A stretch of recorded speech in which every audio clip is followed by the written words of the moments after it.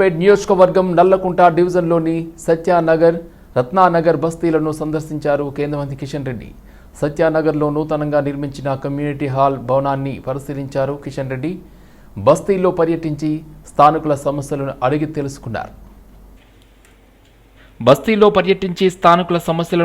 తెలుసుకున్నారు. కిషన్ రెడ్డి డ్రైనేజీ, మంచినీటి సమస్యలు పరిష్కరించాలని కిషన్ రెడ్డికి విన్నవించారు స్థానికులు. సత్యానగర్, రత్నానగర్ ప్రాంతాలు అభివృద్ధి చెందుతున్నాయి. బస్తీల్లో, కాలనీలో మహిళల కోసం నైపుణ్య శిక్షణా కేంద్రాలు ఏర్పాటు చేయాలని, యువతీ యువకులు నైపుణ్యతలను పెంచుకోవాలన్నారు. రత్నానగరు, సత్యానగరు రెండు పెద్ద బస్తీలు. ఇప్పుడిప్పుడే ఆ బస్తీలన్నీ కూడా మరి అభివృద్ధి చెందుతూ ఉన్నాయి. సీసీ రోడ్స్ కానీ, కమ్యూనిటీ హాల్స్ కానీ, బస్తీ దవాఖానా కానీ, లేక మరి డ్రైనేజ్ వ్యవస్థ మెరుగుపరచడం కానీ, లేక ఇక్కడ అశోక్ నగర్ నాలా ఏదైతున్నదో దానికి రిటైనింగ్ వాల్ కానీ, ఇవన్నీ కూడా ఇప్పుడిప్పుడే డెవలప్ అవుతూ ఉన్నది. ఈ బస్తీలో గతంలో కూడా ఒక కమ్యూనిటీ హాల్ నిర్మాణం చేయడం జరిగింది రత్ననగర్లో. దాంట్లో కమ్యూనిటీ హాల్ ప్రజలకు ఉపయోగపడే విధంగా బస్తీ దవాఖానా ఏర్పాటు చేయడం జరిగింది. మరొక పాత కమ్యూనిటీ హాల్ ఉంటే అది కూడా తొలగించి మంచి మరి అద్భుతమైనటువంటి పద్ధతిలో గ్రౌండ్ ఫ్లోరు, ఫస్ట్ ఫ్లోరు మరొక కమ్యూనిటీ హాల్ నిర్మాణం చేయడం జరిగింది. ఆ నిర్మాణ పనులు ఏ రకంగా ఉన్నాయి చూడడానికి ఈరోజు రావడం జరిగింది. రానున్న రోజుల్లో కూడా మరి పక్కనున్నటువంటి సత్యానగర్లో కూడా మరొక కమ్యూనిటీ హాల్ ఒక ఫ్లోరు కొత్తగా ఎక్స్టెన్షన్ చేశాము. అక్కడ కూడా స్కూల్ కానీ, ఆ కమ్యూనిటీ హాల్ నిర్మాణం కూడా గతంలో కూడా మరి నేను ఎమ్మెల్యేగా ఉన్నప్పుడు కొంత చేపించడం జరిగింది. ఈరోజు ఇలాంటి బస్తీలన్నింటిలో కూడా మౌలిక వసతులు కల్పన పెరగాల్సినటువంటి అవసరం ఉంది. ఆ దిశలోనే రాష్ట్ర ప్రభుత్వము మరి కావలసినటువంటి నిధులు జిహెచ్ఎంసీకి, వాటర్ వర్క్స్ ఇవ్వాల్సినటువంటి అవసరం ఉందనే విషయాన్ని ఈ సందర్భంగా మనం చేస్తూ, ముఖ్యంగా స్లమ్స్లలో ఉన్నటువంటి మహిళల కోసము కొంత స్కిల్ డెవలప్మెంట్ సెంటర్స్ పెట్టాలనేటువంటి ఆలోచన చేస్తూ ఉన్నాం. ఇప్పటికీ కొన్ని ప్రైవేట్ సంస్థలు నిర్వహిస్తూ ఉన్నాయి. మేము ఇక్కడ బర్కత్పురలో కూడా ఒక సెంటరు, ఇక్కడ ఉన్నటువంటి మహిళల కోసం, అమ్మాయిల కోసం బర్కత్పురలో ఒక సెంటరు అప్పుడే నడుపుతూ ఉన్నాం.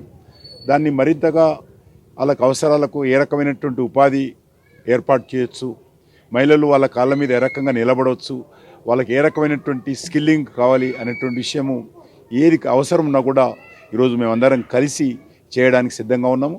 ఆ రకంగా స్కిల్లింగ్ విషయంలో ముఖ్యంగా మధ్యతరగతి పేద ప్రజలు ఉండేటువంటి బస్తీలలో నివాసం ఉంటున్నటువంటి మహిళలు కానీ, యువకులు కానీ వాళ్ళకు ప్రత్యేకంగా దృష్టిని పెట్టి వాళ్ళకు కావాల్సినటువంటి స్కిల్లింగ్ పెంచినట్టయితే రానున్న రోజుల్లో హైదరాబాద్లో అనేక రకాల ఉద్యోగాలు వస్తాయి. ప్రొఫెషనల్ కోర్సులు కావచ్చు, నాన్ ప్రొఫెషనల్ కోర్సు కావచ్చు, స్కిల్లింగ్ సంబంధించి కావచ్చు, ఆ రకంగా అన్ని రకాలుగా ఉద్యోగ అవకాశాలు ఉన్నాయి, ఉపాధి అవకాశాలు మెరుగుపడతాయి. దానిపైన కూడా ఇటు ప్రభుత్వం దృష్టి పెట్టాలి, ప్రజాప్రతినిధులు దృష్టి పెట్టాలి.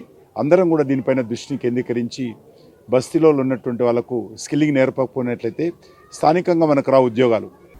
బీఆర్ఎస్ చీఫ్ కేసీఆర్ ఆ పార్టీ ఎమ్మెల్సీ కల్వకుంట్ల కవిత రాసిన లేఖ తీవ్ర కలకలం రేపుతున్న విషయం తెలిసింది. కేసీఆర్ చుట్టూ దయ్యాలు, కుట్రదారులు ఉన్నారంటూ కవిత చేసిన కామెంట్స్ దుమారం సృష్టిస్తున్నాయి. తాజాగా కవిత వ్యాఖ్యలపై స్పందించిన కేటీఆర్ పరోక్షంగా వార్నింగ్ ఇచ్చారు. శనివారం తెలంగాణ భవన్లో మీడియాతో మాట్లాడిన కేటీఆర్ అంతర్గత విషయాలను బయట మాట్లాడడం సరికాదన్నారు. అంతర్గత విషయాలు అంతర్గతంగా మాట్లాడితేనే మంచిదని చెప్పుకొచ్చారు. కవిత లేఖ పెద్ద విషయం కాదని కొట్టిపారేశారు. పార్టీలో అందరం కార్యకర్తలమే అని, అందరం సమానమే అని స్పష్టం చేశారు. బీఆర్ఎస్ పార్టీలో ప్రజాస్వామ్యం ఎక్కువన్నారు. కేసీఆర్కు లేఖలు రాయడం సహజమే అని, కేసీఆర్కు సూచనలు చేయాలంటే ఎవరైనా లేఖలు రాయొచ్చు అని మాజీ మంత్రి అన్నారు. మీకు ఒక మాట, ఇంత ఇంపార్టెంట్ ఇష్యూ చెప్తే నువ్వు దేవుడు దయ్యం అనబడుతుంది. ఇప్పుడు ప్రస్తుతం మాకు తెలంగాణకు పట్టిన దయ్యం మాత్రం రేవంత్ రెడ్డి. ఆ రేవంత్ రెడ్డి అనే దయ్యాన్ని ఎట్లా వదిలించాలా అనేది మా తాపత్రయం. ఇంకేమన్నా తొందరపడ అంత యాంగ్జైటీ ఎందుకు, అంత టెన్షన్ ఎందుకు, అంత హడావుడి ఎందుకు?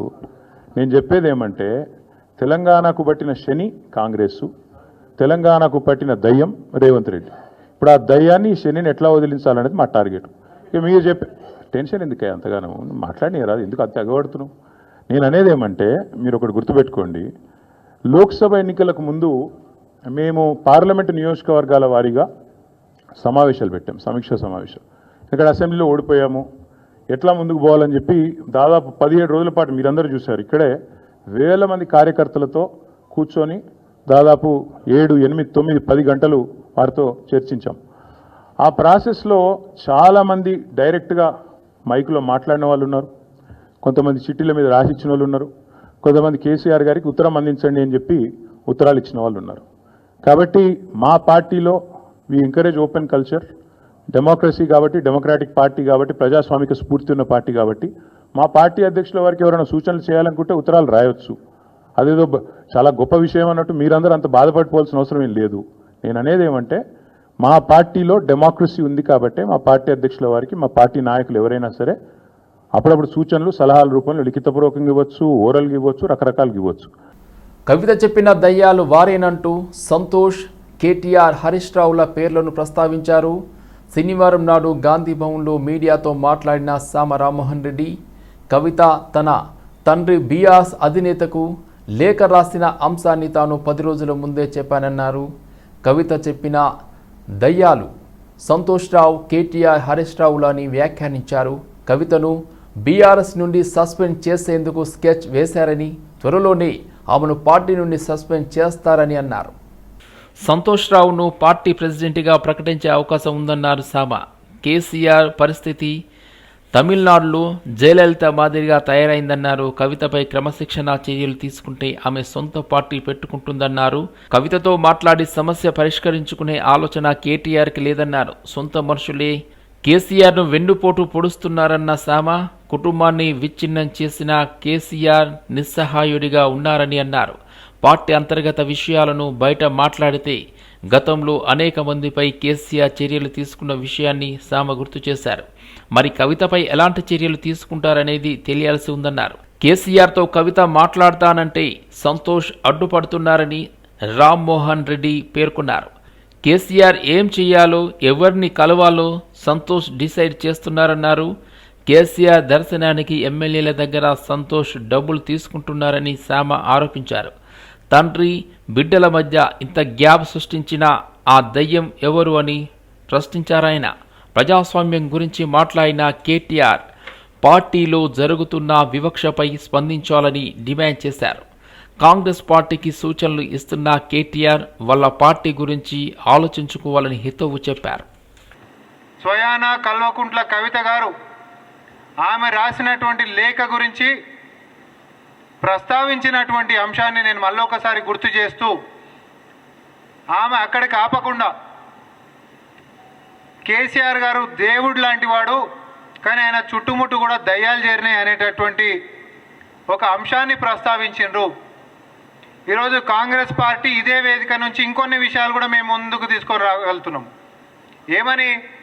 అసలు కన్న బిడ్డ తండ్రితోటి పంచుకోలేనటువంటి పరిస్థితులు, ఉత్తరాలు రాసి మరి చెప్పుకోవాల్సినటువంటి దుస్థితి, మరి ఆ దేవుడి పక్కన ఉంటున్నటువంటి ఏ దయ్యాలు కలిగించినాయి అనేటటువంటిది మనం మాట్లాడుకోవాలి.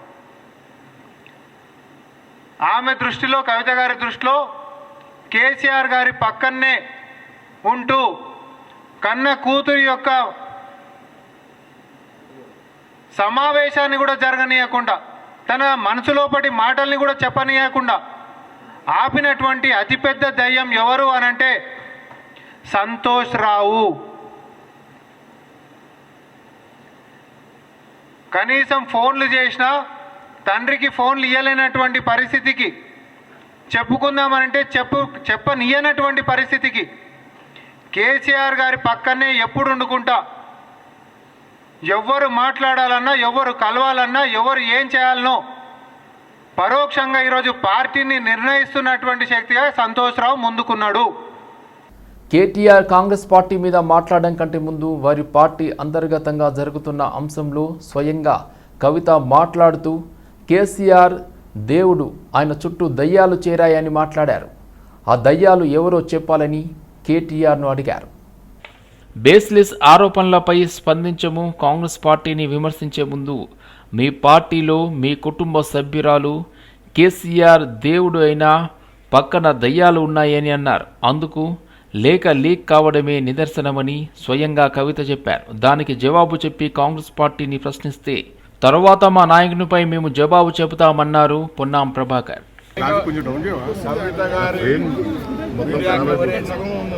కవిత గారి యొక్క ప్రెస్ కాన్ఫరెన్స్ మీద పాపం ఫీల్ అయ్యి ఏదో ఒకటి గట్టిగా అంటే కవిత గారికి పోయి మళ్ళీ కేటీఆర్ గారికి ముందు వస్తారని ఆలోచనతో చెప్పినా ఎందుకు చెప్పినా తెలియదు. బేస్లెస్ ఆరోపణల మీద రియాక్ట్ అయ్యే అవసరం లేదు. నేను ఒకటే అడుగుతా ఉన్నా, ఫస్ట్ కాంగ్రెస్ పార్టీని విమర్శించే కంటే ముందు మీ పార్టీలో మీ కుటుంబ సభ్యురాలు కేసీఆర్ గారు దేవుడు, పక్కన కొంతమంది దయ్యాలు ఉన్నారు, నా లేఖ లీక్ కావడం అంటేనే దానికి నిదర్శనం అని చెప్పిన దానికి జవాబు చెప్పి దాని తదుపరి కాంగ్రెస్ పార్టీని ప్రశ్నిస్తే మేము మా నాయకత్వం తప్పకుండా జవాబు చెప్తామని మనకి. యునైటెడ్ ఎగ్జిబిషన్ ఆధ్వర్యంలో శంషాబాద్ విమానాశ్రయంలోని జిఎంఆర్ ఎరీనాలో ఈ నెల 25 వరకు నిర్వహించనున్న హైదరాబాద్ ఇంటర్నేషనల్ జ్యువెలరీ షో అట్టహాసంగా ప్రారంభమైంది. United Exhibition project director VK Manoj ఆభరణాల ప్రదర్శనలను ప్రారంభించారు. 60కి పైగా జాతీయ అంతర్జాతీయ స్థాయి జ్యువెలరీ సంస్థలు 750 స్టాళ్లలో ప్రదర్శించిన 20 లక్షల ఆభరణాల నమూనాలను పరిశీలించారు. మనోజ్ మాట్లాడుతూ ఆభరణాల తయారీ క్రయ విక్రయాలకు హైదరాబాద్ శక్తివంతమైన కేంద్రంగా మారిందన్నారు. ఇలాంటి ప్రదర్శనశాలలతో వ్యాపారులు ఏకతాటిపైకి రావడంతో పాటు వినూత్న ఆభరణాల తయారీలో సృజనాత్మకతను పెంపొందుతాయన్నారు.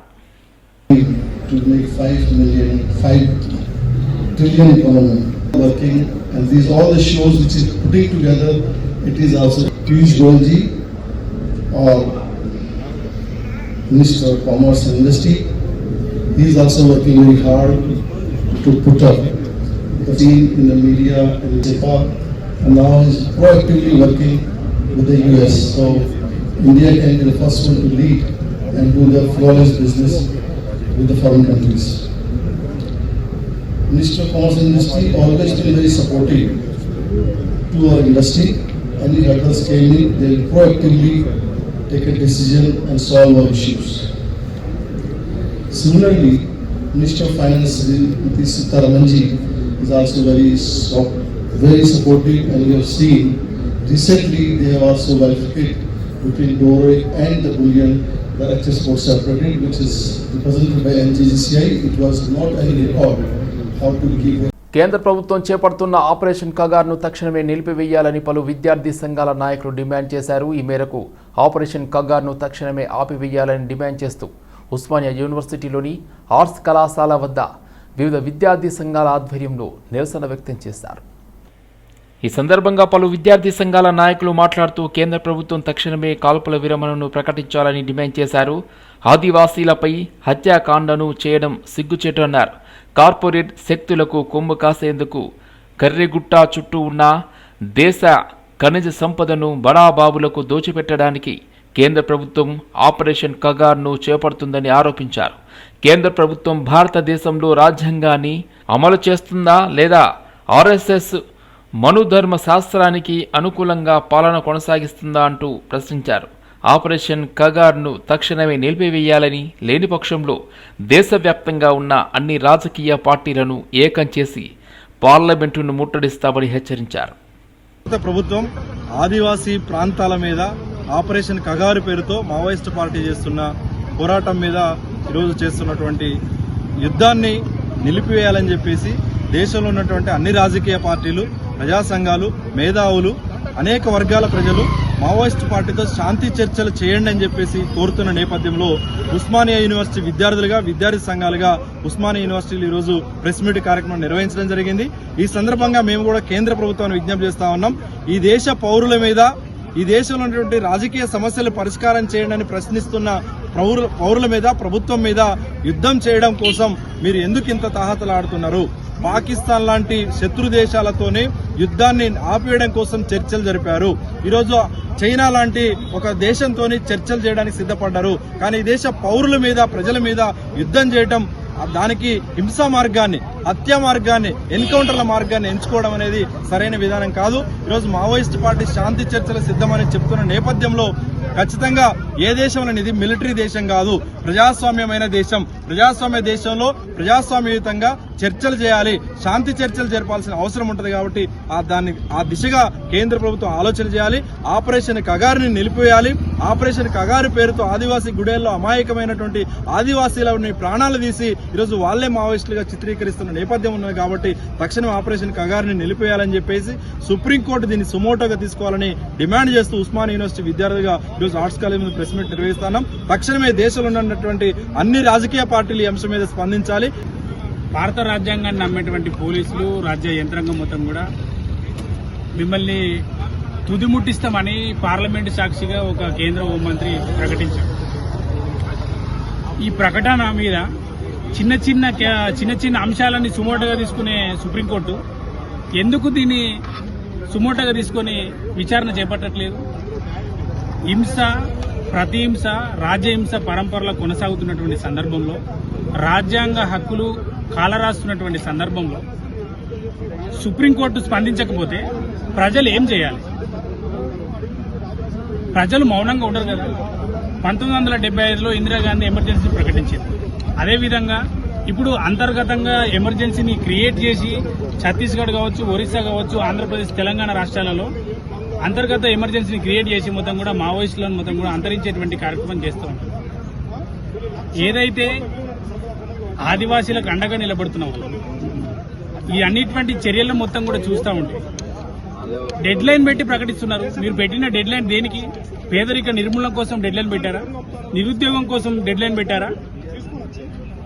బేటీ బచావో అట్లాంటిలకు డెడ్ లైన్ పెట్టి ఈ సంక్షేమ పథకాలు మొత్తం కూడా, విద్య మొత్తం కూడా అందరికీ విద్యకు డెడ్ లైన్ పెట్టారా? ఇలాంటి డిమాండ్లు పెట్టకుండా కేవలం భారతదేశంలో ఉన్నటువంటి పౌరులపైన, హక్కులు అడుగుతున్న వాళ్ళపైన సమస్యలు ఉత్పన్నమైనప్పుడు సమస్యల యొక్క తీవ్రత ఫైనల్ స్టేజే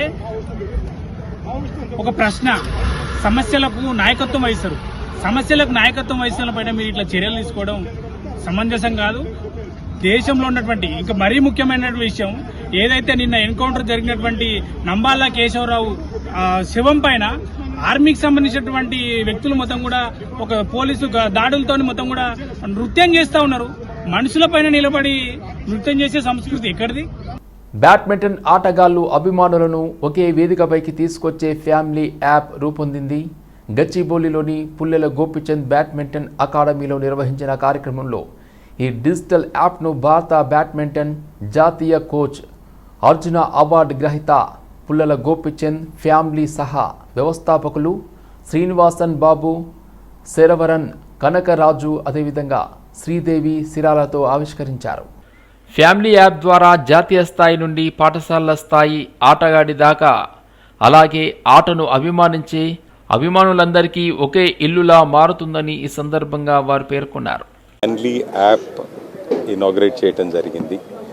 ఇది బేసికలీ ఒక స్పోర్ట్ కానివ్వండి, ఒక సెలబ్రిటీ ఎవరన్నా కానీ, స్పోర్ట్స్ పర్సన్స్, ఛాంపియన్స్ ఎవరన్నా కానీ, ఇన్స్టిట్యూషన్స్ ఉన్నా కానీ వాళ్ళ ఫ్యాన్స్ తోటి, వాళ్ళ కమ్యూనిటీస్తోని కనెక్ట్ అయ్యే ఒక మార్గంలాగా నేను చూస్తున్నాను. ఇది ఏఐ బేస్డ్ సోషల్ మీడియా కాబట్టి దీంట్లో అల్గోరిథం వల్ల మనకి ఏదైతే నెగిటివిటీ ఉంటుందో దాన్ని కరెక్ట్గా, పద్ధతిగా ఉండేటట్టు, అది ట్రోలింగ్లు, ఇవి నెగిటివిటీ కాకుండా, ఒక అబ్యూజివ్ లాంగ్వేజెస్ లేకుండా, ఒక క్లీన్ ప్లాట్ఫామ్ లాగా, ఒక ఫీడ్బ్యాక్ మెకానిజం లాగా వాడుకునే అవకాశం ఉంది. దీన్ని మనం ఇన్ఫర్మేషన్ కోసం కానివ్వండి, లేకపోతే మనకి ఎంటర్టైన్మెంట్ కోసం కానీ, రెండు విధాలుగా పనిచేసే అవకాశం ఉంది. అండ్ ఒక కమ్యూనిటీస్ని దగ్గరికి రావటం, అలాగే వాళ్ళకి correct information genuine authentic sources నుంచి తీసుకునే ఒక విధానం, ఒక యాప్ లాగా, ఒక ఇన్ఫర్మేషన్ సోర్స్ చేసే ఒక మెకానిజం లాగా ఇది యూజ్ అవుతుందని నేను భావిస్తున్నాను. This will definitely be a great help for all of us, and I'm sure in the days and months to come you will all experience through the app that this can be a great solution for getting great information which is very relevant. We have launched Fanly, our positive social media platform. primarily focused on celebrities and their fans. Our aim is to get fans the true genuine information in a positive environment, positive platform, and give them an ability to interact with the celebrities, while celebrities also are safely engaging with their fans, getting genuine feedback from them, and they are also growing and they are entertaining and educating the fans as much as they can potentially do. Gopichand అకాడమీకి వచ్చాము. ఫ్యాన్లీ app అని ఒకటి మనం launch చేసాం అనమాట. And this app is expected to create that perfect bond between a fan and a player. There's so much which keeps happening in the life that we miss out on certain things. What we don't want to miss out is what's happening in the play that we all enjoy. So ee app ద్వారా ఎక్కడైనా ఏం జరుగుతూ ఉంది అనేది మనకు perfect information దొరకడానికి possibility ఉంటుంది. నేరపూరిత నమ్మక ద్రోహం చేస్తున్న హైదరాబాద్ మాదాపూర్ గచ్చిబౌలిలోని స్కిల్ హబ్ వంటి నకిలీ ఐటీ జాబ్ కన్సల్టెన్సీలను మూసివేయాలని బోర్డు తిప్పేసిన Furopal creations and IT solutions company బాధిత నిరుద్యోగులకు న్యాయం చేయాలని ఆప్ తెలంగాణ రాష్ట్ర convener doctor Diddi Sudhakar demand చేశారు. ఫ్యూరోపాల్ ఐటీ సంస్థ బాధిత నిరుద్యోగులకు న్యాయం చేయాలని, నకిలీ ఐటీ జాబ్ కన్సల్టెన్సీలను మూసివేయాలని డిమాండ్ చేస్తూ హైదరాబాద్ ఇందిరా పార్క్ ధర్నా చౌక్ వద్ద శనివారం ఆమ్ ఆద్మీ పార్టీ ఆధ్వర్యంలో ధర్నా చేశారు. ఐటీ కంపెనీల్లో ఉద్యోగాలు ఉన్నాయని, తమ వద్ద శిక్షణ పొందితే ఆయా సంస్థల్లో జాబ్ గ్యారంటీ అంటూ నిరుద్యోగులను ఆకర్షించి మాదాపూర్లోని స్కిల్ హబ్ కన్సల్టెన్సీ సంస్థ మోసపూరితంగా గచ్చిబౌలిలోని ఫ్యూరోపాల్ ఐటీ సొల్యూషన్స్లో ఉద్యోగాలు ఇప్పించిందని, ఫ్యూరోపాల్ ఐటీ సొల్యూషన్స్ ఒక్కొక్కరి నుండి ల్యాప్టాప్ సెక్యూరిటీ డిపాజిట్ కింద 2 లక్షలు తీసుకొని ఉద్యోగాలు ఇచ్చిందని, చేరిన 2 నెలలకే జీతాలు కూడా ఇవ్వకుండా ఆ కంపెనీ బోర్డు తిప్పేసిందని, దీంతో దాదాపు 200 మంది ఉద్యోగులు రోడ్డున పడ్డారని అన్నారు. సుమారుగా 20 మంది బాధితులు ఏదైతే IT job scam, fake job scam అని మీకు ఉద్యోగాలు ఇప్పిస్తామని ప్రతి ఒక్కరి దగ్గర 2.5 లక్ష రూపాయలు తీసుకొని మీకు ఉద్యోగం వచ్చేసింది, ఇదిగో మీ ఇంటర్వ్యూ జరిగింది, అదిగో ఆ గచ్చిబౌలిలో మీ ఆఫీస్ ఉంది, రండి మీ ల్యాప్టాప్లు తీసుకోండి, మీకు వర్క్ ఫ్రమ్ హోమ్ ఉంటుంది, 2 నెలలు దాటంగానే మీకు ప్రతి నెల జీతాలు పడతాయని చెప్పి నమ్మించి వాళ్ళు సుమారు 200-300 మంది ఆ కంపెనీలో చేరాక ఇప్పుడు ఆ కంపెనీ బోర్డు తిప్పేశారు. దాదాపు 300 మంది విద్యార్థులు, ఫ్రెషర్స్ ఇప్పుడు రోడ్డు పాలయ్యారు. వీళ్ళందరూ మధ్యతరగతి కుటుంబం నుంచి చెందిన వాళ్ళందరూ ఎంతో కష్టపడితే కానీ ఈ 2 లక్షల రూపాయలు జమ చేసి ఉద్యోగం కోసం ఇచ్చిండరు. కాబట్టి ప్రభుత్వాన్ని మేము డిమాండ్ చేస్తుంది ఏంటి అంటే, మీకు తెలియకుండా ఇలాంటి దొంగ జాబ్ కన్సల్టెన్సీలు ఎలా నడుస్తున్నాయి, మాదాపూర్, హైటెక్ సిటీ, గచ్చిబౌలి అనే ప్రాంతాల్లో ఎలా నడుస్తున్నాయి, ఎందుకు మీరు నడవనిస్తున్నారు ఇవన్నీ? ఐటీ కంపెనీలు అని చెప్పి కొత్త ఐటీ కంపెనీలకు వెళ్ళి రిబ్బన్లు కట్ చేస్తున్నారే, ఇక్కడ ఇలాంటి దొంగ కంపెనీలు పేద ప్రజల, మధ్యతరగతి ప్రజల జోబులు కట్ చేస్తున్నారు. మరి దాని గురించి మీరు ధ్యాస పెట్టారా అని మేము ఈరోజు అడుగుతున్నాం రేవంత్ రెడ్డి గారిని, శ్రీధర్ బాబు గారిని. దయచేసి వీటిని అరికట్టాలి. మొట్టమొదటిగా ఇక్కడ ఎవరైతే గచ్చిబౌలి స్టేషన్లో ఎఫ్ఐఆర్ దాఖలు చేశారో వాళ్ళకి న్యాయం చేయాలి, వాళ్ళ డబ్బు వాళ్ళకి తిరిగి ఇవ్వాలని డిమాండ్ చేస్తున్నాం. Thank you. స్కిల్ హబ్ అనే కన్సల్టెన్సీ ద్వారా ఫ్యూరోపాల్ ఐటీ సొల్యూషన్స్ అనే కంపెనీలో జాబ్ వచ్చిందని చెప్పి మాకు కాల్ చేశారు. ఇంటర్వ్యూ కండక్ట్ చేసి మీకు జాబ్ ఇస్తాము, 3 నెలలు వర్క్ ఫ్రమ్ హోమ్ ఉంటుంది, అయిపోయిన తర్వాత మీకు ప్రాజెక్ట్ అసైన్ చేస్తాము, తర్వాత నుంచి మీకు శాలరీ ఎప్పటికప్పుడు మేము చెప్పిన ప్యాకేజ్ ప్రకారం శాలరీ వస్తుందని నమ్మబలికారు. కానీ ఇక్కడ జరిగింది ఏంటి అంటే, జాబ్ కన్సల్టెన్సీ అనేవాళ్ళు మేము జాబ్ పోర్టల్లో పెట్టిన మా నెంబర్స్ తీసుకుని ఎవరికైతే ఎక్స్పీరియన్స్ ఉండదో వాళ్ళకి కాల్ చేసి మీకు ఎక్స్పీరియన్స్ ఇస్తాము, ఇలాంటి కంపెనీస్ జాయిన్ అవ్వండి, ఇంత కట్టండి అమౌంట్ అని చెప్పి మోసపూరిత మాటలు చెప్పారు. మాకు కూడా అలాగే మామూలుగా కన్సల్టెన్సీలో ముందు మొత్తం డబ్బులు కట్టండి, ఇంటర్వ్యూ కండక్ట్ చేస్తామంటారు. ఇక్కడ అలా కాకుండా ఇంటర్వ్యూ అయిపోయిన తర్వాత కొంచెం కట్టండి, ఆఫర్ లెటర్ వచ్చినంత కొంచెం ఇవ్వండి, కంపెనీకి వెళ్ళాక ఒక ల్యాప్టాప్, అంటే ఇది సెకండ్ హ్యాండ్ ల్యాప్టాప్ తర్వాత మీకు offer letter, 1 year fake agreement, అంటే అగ్రిమెంట్ ఇస్తారు, 1 ఇయర్ మిమ్మల్ని మేము తీయము, మీకు శాలరీస్ పడతాయి అని చెప్పి అగ్రిమెంట్ ఇస్తారు. అలాంటివన్నీ ఇచ్చిన తర్వాత రిమైనింగ్ అమౌంట్ మాకు ట్రాన్స్ఫర్ చేయండి అని చెప్తారు. ఈ ప్రాసెస్ అంతా జరిపింది స్కిల్ హబ్ కన్సల్టెన్సీలో హెచ్ఆర్ నిధి. ఆవిడ చెప్పిన మాటల ద్వారా మేము నమ్మి పెరుగు మాధవరావు అనే ఆయన అకౌంట్లోకి అమౌంట్ ట్రాన్స్ఫర్ చేశారు. చాలా జాగ్రత్తగా మోసం చేశారు. వారికి తెలియకుండానే లక్షల రూపాయలు దండుకున్నారు. అది మురళీమోహన్ గారికి సంబంధించిన ప్లాటినాలో చాలా పెద్ద ఆఫీసు. అది ఆఫీస్ చూస్తే అందరికీ ఆశ్చర్యం వేస్తుంది. అటువంటి ఆఫీసులో ఉద్యోగాలు కల్పించినప్పుడు ఎవరైనా మోసపోతారు. అటువంటి ఆఫీసులు ఇచ్చి వాళ్ళకి ఐడి కార్డులు ఇచ్చి వారికి జాబ్స్ ఇచ్చి వర్క్ ఫ్రమ్ హోమ్ అని చెప్పి ఒక 2-3 నెలలు పని చేయించి మొత్తం దాదాపు ఒక 500-600 మందిని పైన వీరు మోసం చేసినట్టుగా తెలుస్తుంది. మరి ఇటువంటి పెద్ద కంపెనీలు జరుగుతుంటే రాష్ట్ర ప్రభుత్వాలు ఏం చేస్తున్నాయి? ఇంత పెద్ద మోసాలు జరుగుతుంటే ఏం చేస్తున్నాయని మేము ప్రశ్నిస్తున్నాం. ఎందుకంటే మనకి కేంద్ర ప్రభుత్వం 2 కోట్ల ఉద్యోగాలు ఇస్తానని చెప్పి వాళ్ళు చెప్పారు సంవత్సరానికి, వీరు ఇంకా ఇస్తానని చెప్పి అంతకుముందు కేసీఆర్ గారు చెప్పారు, ఇప్పుడున్న ప్రభుత్వాలు కూడా చెప్పాయి. సంవత్సరానికి కొన్ని లక్షల మంది ఈరోజు నిరుద్యోగులు తయారవుతున్నారు. మరి వీరందరినీ పట్టించుకోవాల్సిన ప్రభుత్వం కనీసం ఉద్యోగాలు ఇవ్వకపోయినా కానీ ఇటువంటి బోగస్ కంపెనీలను అరికట్టడంలో ఎందుకు ఫెయిల్ అవుతున్నారని అడుగుతున్నాను. రోడ్డు పక్కన ఉన్న చిన్న వ్యాపారాలను సతాయించడానికి వీరందరూ ఉన్నది, లేదా చిన్న చిన్న ఉద్యోగాలు చేసుకున్నది వాటి చేసుకున్నట్టుగా వీటికి దేనికోసం చేస్తుంది ప్రభుత్వం? ఈరోజు ఎంతెంతమంది స్పెషల్ బ్రాంచ్ ఉన్నది, మన దగ్గర ఐబీ ఉన్నాయి, వీళ్ళు ఉన్నాయి, ఎవరిని పట్టుకోవడానికి వీళ్ళందరూ ఉన్నది. ఇటువంటి కంపెనీలు పట్టుకోలేవా అని అడుగుతున్నాం. ఇటువంటి వాళ్ళకి న్యాయం చేయాలి.